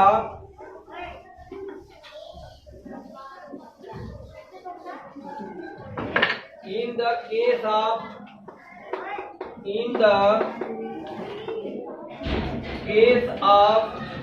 theta is equal to 90 degree, sine theta sine 90 will be equal to 1, hence F is equal to क्या हो जाएगा, IBL, ओनली ये आ जाएगा। और इस तरह से अब हम यदि मात्रक निकालना चाहें, यूनिट ऑफ मैग्नेटिक फील्ड निकालना चाहें ए बी, तो इसका यूनिट क्या हो जाएगा, F divided by I/L। F का यूनिट क्या होता है, न्यूटन, डिवाइडेड बाई I यानी एम्पियर, और L यानी मीटर। तो इस तरह से चुंबकीय क्षेत्र का जो मात्रक होता है वो क्या होता है, न्यूटन प्रति एम्पियर मीटर, या OR, या इसका एक स्पेशल मात्रक भी होता है, वेबर प्रति मीटर स्क्वायर। तो एग्जामिनेशन पॉइंट ऑफ व्यू के अकॉर्डिंग चुंबकीय क्षेत्र का मात्रक होता है, इस टाइप से क्वेश्चन करके आएगा, उसमें लिखा रहेगा ये, या तो ये लिखा होगा मात्रक, या लिखा होगा वेबर, वेबर वेबर प्रति मीटर स्क्वायर, इस टाइप से, ठीक है, वेबर प्रति मीटर स्क्वायर, ठीक है। तो ये इन दोनों में से कोई भी एक मात्रक यदि लिखा होगा तो ये सही होगा या ये सही होगा, अदरवाइज जो 3 ऑप्शन दिए होंगे इसके अलावा वो गलत ऑप्शन दिए रहते हैं। तो इन दोनों मात्रकों को कृपया क्या रखें, माइंड में याद रखें। ये 1 नंबर का क्वेश्चन का तरीका है। ये इस टाइप के question generally in your examination, board examination question put up किए जाते हैं, ठीक है। तो हमने देख लिया क्या, यूनिट ऑफ बी हमने देख लिया। एफ का यूनिट देखना नहीं है, वो न्यूटन होता है, हम सबको ऑलरेडी पता है। आई एम्पियर है, करंट है, एल लंबाई है, एल यानी length of the conductor which is use in the क्या, in the form of coil, जो कॉइल के फॉर्म में बना रखे हैं या कंडक्टर के फॉर्म में यूज कर रखे हैं वो है, उसकी लंबाई है। साइन थीटा अभी हमने बता दिया क्या है, ठीक है।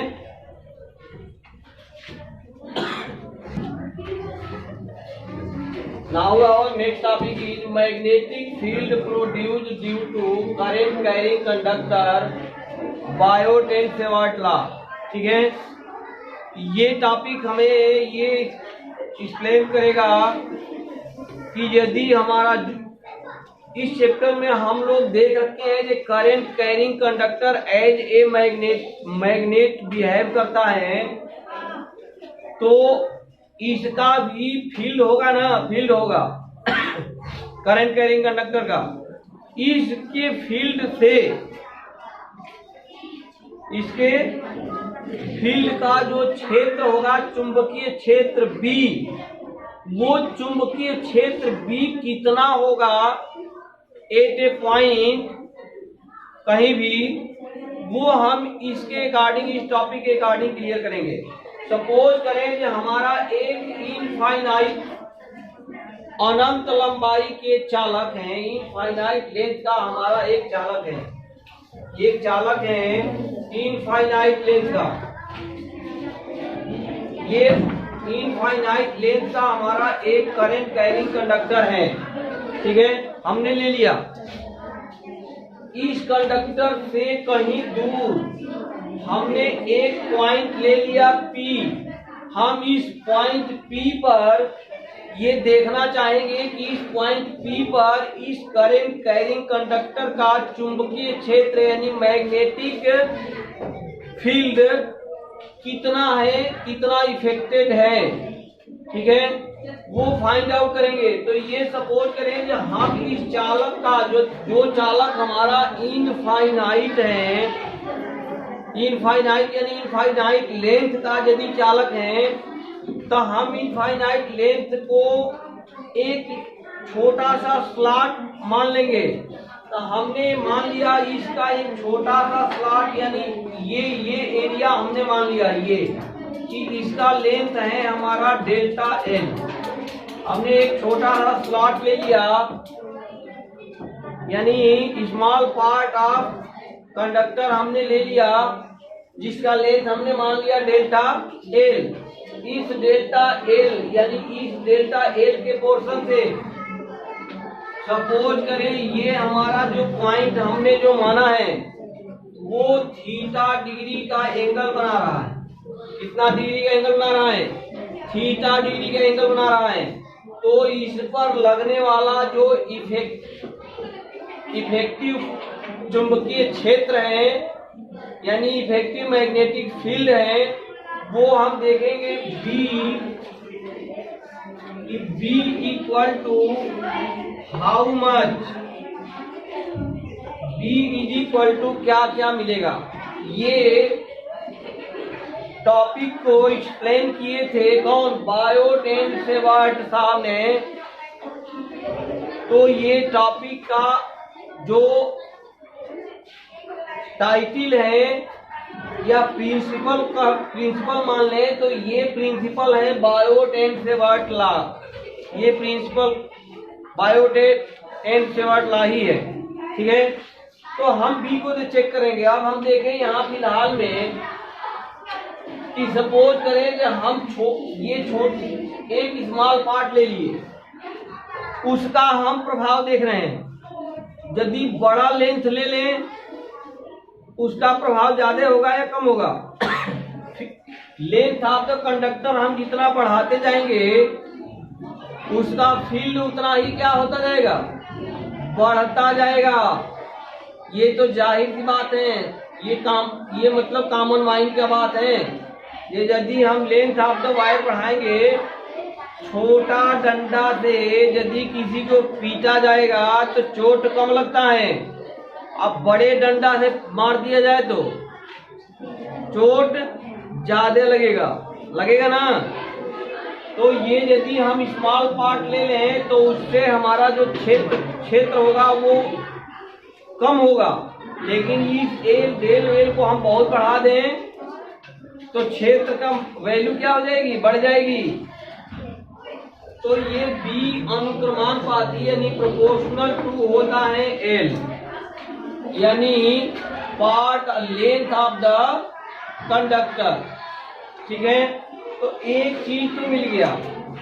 नंबर सेकेंड कंडक्टर में क्या दिख रहा है, जो करंट कैरिंग कंडक्टर है उसमें दो ही चीज है ना, एक तो उसमें जो हम करंट फ्लो किए हैं उसकी वैल्यू यानी मान, ठीक है, और सेकेंड है उसकी लेंथ। दो ही चीज है। तो करंट का मान यदि ज्यादा होगा तो हमारा बी का मान बढ़ेगा कम होगा, बढ़ेगा, ये भी बढ़ेगा, यानी बी प्रोपोर्शनल टू आई। ये 2 पॉइंट तो क्लियर हैं, ठीक है ना। अब नंबर थर्ड एक और पॉइंट है, इसका डिस्टेंस आर। यदि हम कंडक्टर पर एक पॉइंट से, जिस पॉइंट से हमने फील्ड यानी उसके फील्ड में कोई एक पॉइंट लिए थे, इन दोनों पॉइंटों के बीच का डिस्टेंस यदि हमारा आर है तो ये भी इफेक्टिव होगा ना, ये भी इफेक्टिव होगा। ये कैसे इफेक्टिव होगा, ये यदि आर बढ़ेगा तो बी का मान कम होगा, आर कम होगा तो बी का मान बढ़ेगा, ठीक है। और आर कम कब होगा, आर यदि बढ़ेगा तो बी बढ़ेगा, आर कम होगा तो बी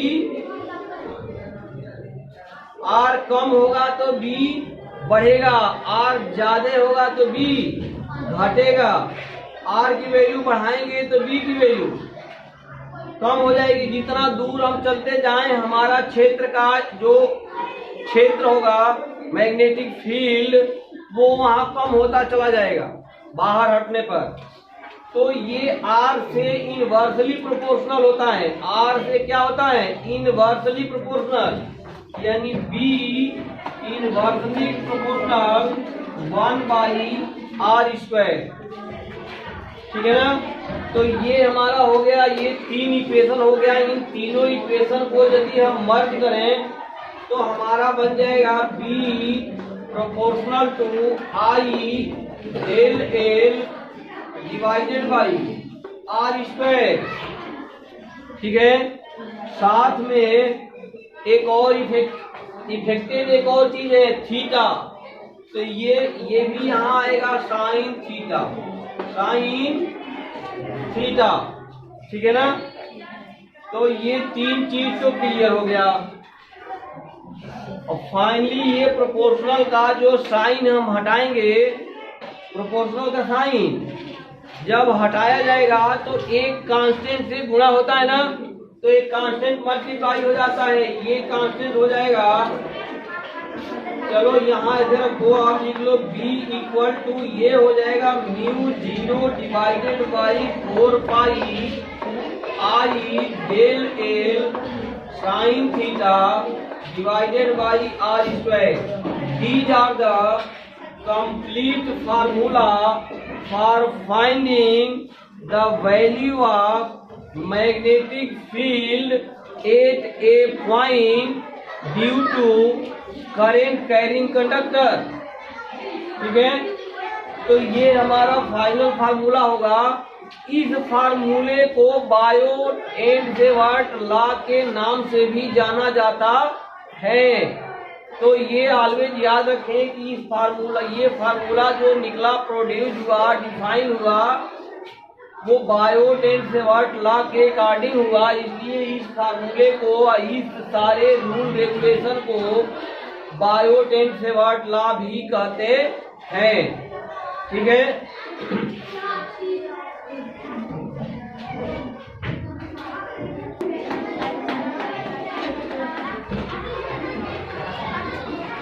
अब ये देखें कि यहाँ एक म्यू जीरो जो हमने नोटेशन एक नया डिनोट किया गया है, ये क्या है? ये निर्वात की विद्युत चुंबकशीलता है। निर्वात की क्या है? ये विद्युत चुंबकशीलता होता है, जिसका मान ये होता है हमारा निर्वात की विद्युत चुंबकशीलता, यानी म्यू इक्वल टू निर्वात की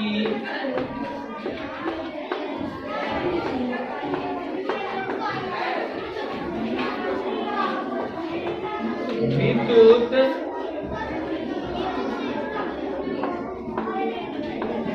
चुंबकशीलता। ये होता है निर्वात की विद्युत चुंबकशीलता, इसे कहते हैं। और इसकी वैल्यू होती है म्यू जीरो की, mu zero it is denoted by mu zero, actual में म्यू जीरो इसकी वैल्यू होती है 4 pi into 10 to the power -7। इसकी वैल्यू होता है 4 pi into 10 to the power -7 newton प्रति एम्पियर स्क्वायर। न्यूटन प्रति एम्पियर स्क्वायर। ठीक है, तो ये इस तरह से ये हमारा बायोट एंड सेवर्ट लॉ भी क्या हो गया? कंप्लीट हो गया। Our next topic will be Lorentz bulb. और ये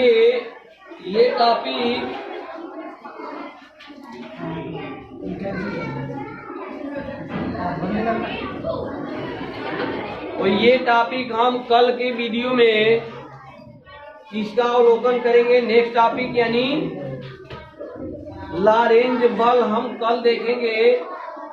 और साथ ही मोटर एंड जनरेटर का प्रिंसिपल, यानी principle of motor and generator, ये हमारा नेक्स्ट वीडियो होगा। इस तरह से ये वीडियो यदि class 10th, specially for class 10th के एग्जामिनेशन 2022 के पॉइंट ऑफ व्यू से, यदि ये मोस्ट इम्पॉर्टेंट टॉपिक है इस चैप्टर के तहत, ये यदि हेल्पफुल हो, यानी एक board examination point of view की तैयारी में हेल्पफुल हो, तो कृपया इसे लाइक और सब्सक्राइब तथा साथ में शेयर करना अवश्य न भूलें, ताकि सबका साथ सबका विकास का जो देश का नारा है, इसका कड़ाई से पालन हो सके। Thank you very much. जय हिंद, जय भारत।